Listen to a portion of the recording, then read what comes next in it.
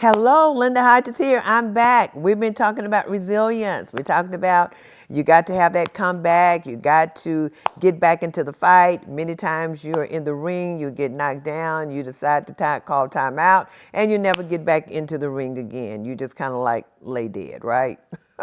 Because you just don't want to get up and fight again. And so that's how life is. But in order for you to get up, you got to have resilience, right? You got to get back into the wrestling ring of life, put on your gloves, get in position, put on your proper clothes, dress yourself properly because you're going to war. And you know, many times when you go to war, you can't be cute. You can't have your lashes on. You can't have no makeup on. You just got to come in your fullest, purest form of who you are, ready to fight. Grease your face up just in case you get hit. It's going to slide across your face. It's not going to fracture you in any type of way. And that's what life is. Life is like you are in a matching ring and you are getting blows thrown at you from everyone that's in the ring with you. And so you've got to know how to maneuver when you're in the ring of life. You got to know when to duck. You got to know when to hide. Got to know when to take a rest and just do this thing called self-care. And so it's kind of leading up to kind of what I want to kind of chat up today about as we end this thing on resilience. Take care of your body and your heart. You can't be resilient if you are drained. You just cannot do it. You've got to rest. Rest is not weakness, it's recovery. All right, now, ain't that a little different twitch on it? Rest is not weakness, it's just recovery. I'm just recovering. I'm just taking a time of recovery. And it's so important that you rest. You have to have seasons where you get your proper rest. Another one is eat and move in ways that gives you energy. Yeah, we're still talking about resilience, believe it or not. Eat and move in ways that give you energy, right? So you can't lay around all day and expect to have energy. No, you got to get up, you got to move around, you got to be active. You know, I think the other morning I got up and I said, you know what? I could feel like barely get out of bed. My back was sore. And so I was just kind of like creeping along. I said, let me get on this floor and stretch this body. And that's exactly what I did. And I felt so much better. Matter of fact, for days after, I felt the effect of just stretching my body. 2 days ago, I still felt the the results of it. And so it's so important that you take care of yourself. Eat and move in ways that gives you energy. And then also breathe deeply when stressed.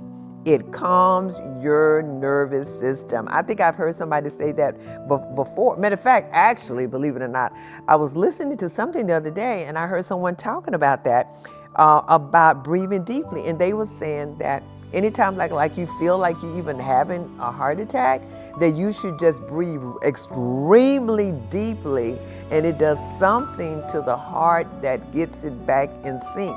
And so just breathing extremely hard if you're feeling that you're having a heart attack. I never even heard of such a thing like that. I would think that you would need to just kind of be quiet and, just kind of completely try to calm yourself down. They say, no, breathe rapidly and very hard is what they said.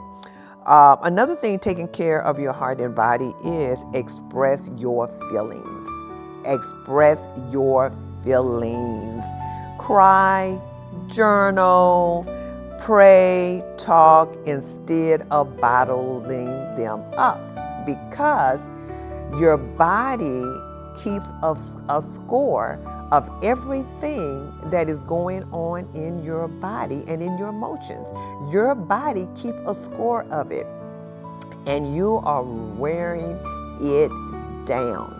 So you got to take care of your body. We're still talking about this resilience. So you got to rest, you got to eat and move correctly in ways that give you energy. You got to breathe deeply when stressed because it calms your nervous system. And then you've got to express feelings. And we said that how you express feelings, you could cry, you could journal, you can pray, you can talk instead of bottling up the feelings. You want to get whatever is inside of you that is causing you pain. You want to get that out of you, and those are the ways that you can do it. So resilience grows when you give yourself permission to feel and then heal. I know many times people say, well, you shouldn't feel a thing because, it really doesn't help for you to give into your feelings. And I can understand that to a certain point, but I believe in order for you to heal properly, you need to feel properly. And many times what we do, we run away from our feelings because we don't want to feel a certain way. And because we run from our feelings, we never heal. So in order to heal, you've got to feel. But when you feel, you've got to know what to do with the feelings and how to process the feelings. So another thing about resilience is build strong relationships.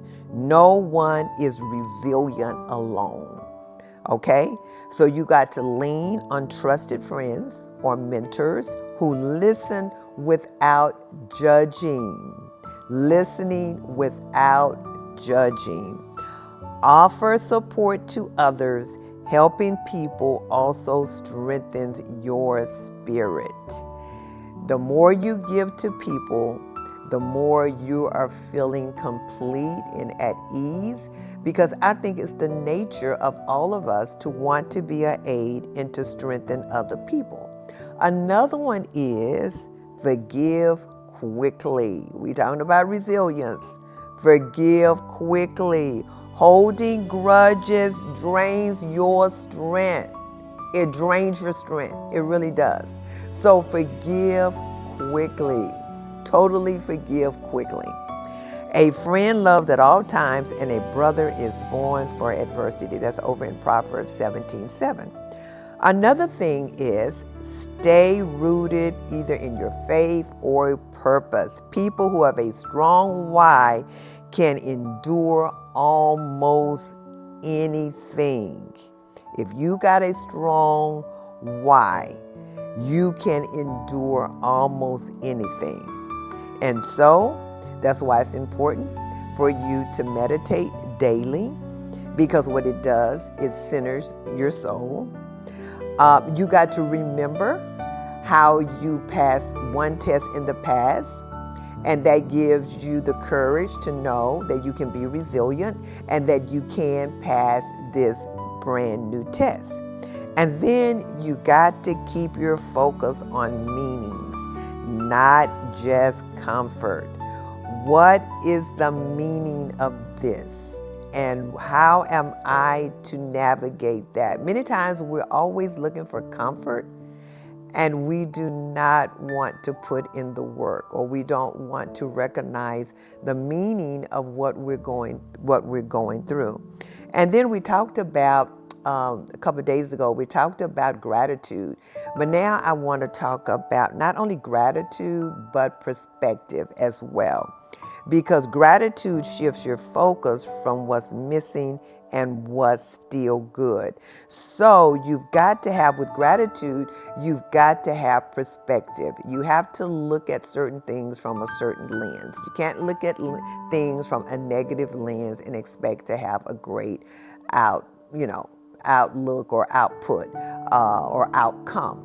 So you got to know that you got to have the right perspective as well.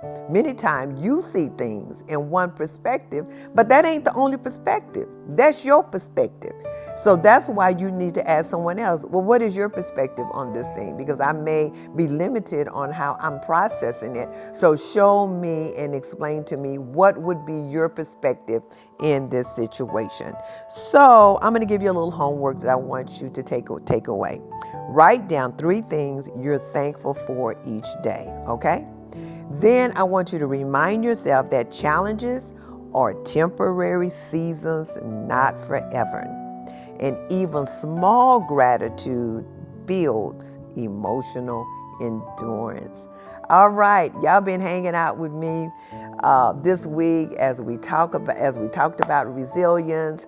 I shared a couple things on my book, Matters of the Heart. You can get that on Amazon under my name, Linda Hodge. It's a quick read, I think maybe 20 pages.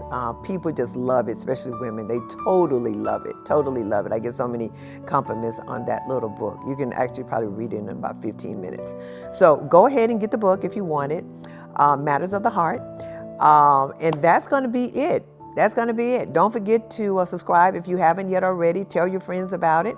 You know, every week I got a brand new word that we talk about. So you guys have a good remaining week, and I'll see you on next week. Bye-bye.